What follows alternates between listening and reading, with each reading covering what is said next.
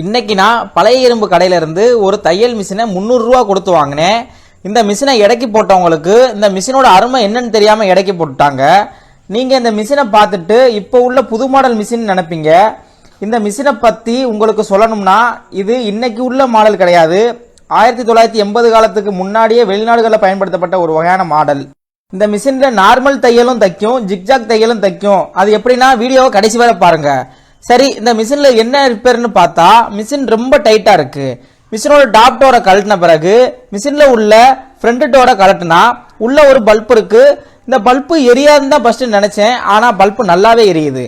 மிஷினை நம்ம வழக்கம் போல கெமிக்கல்ல ஊற வச்சு எடுத்து வாட்டர் வாஷ் செஞ்ச பிறகு துணியை வச்சு நல்லா தொடச்சுக்கிட்டேன். துணி உள்ள போகாத இடமெல்லாம் ஃப்ளோயர் வச்சு வாட்டர் ட்ரை பண்ணிட்டேன்.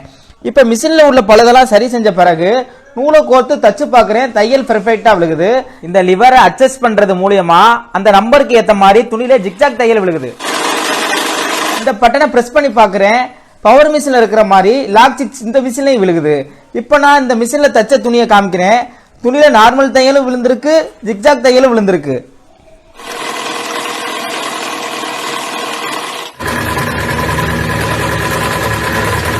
காயிலாங்கடையில் கண்டெடுத்த பொக்கிஷம்.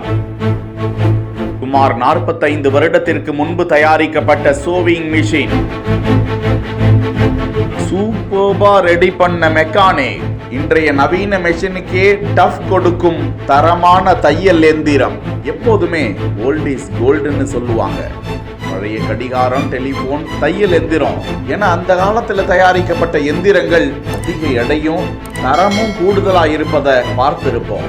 ஏன் இன்றளவும் உங்களது அலமாரி பரன் மேல அது கிடப்பில் போடப்பட்டிருக்கலாம்.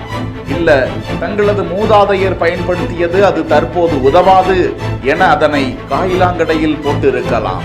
ஆனால் வெயில் சோவிங் மெஷின் என்கிற இன்ஸ்டா பக்கத்தில் வெளியிடப்பட்டிருக்கும் இந்த காணொளியில் அந்த மெக்கானிக் காயிலாங்கடையில் இருந்து 1980ஆம் ஆண்டு காலகட்டத்தில் பயன்படுத்தப்பட்ட அந்த தையல் எந்திரத்தை வெறும் 300 ரூபாய்க்கு வாங்கி பழுது பார்த்து பயன்படுத்தும் காட்சியை பகிர்ந்திருக்கிறார். அந்த மெக்கானிக்கிற்கு பாராட்டுகளை தெரிவித்துக் கொள்வோமா?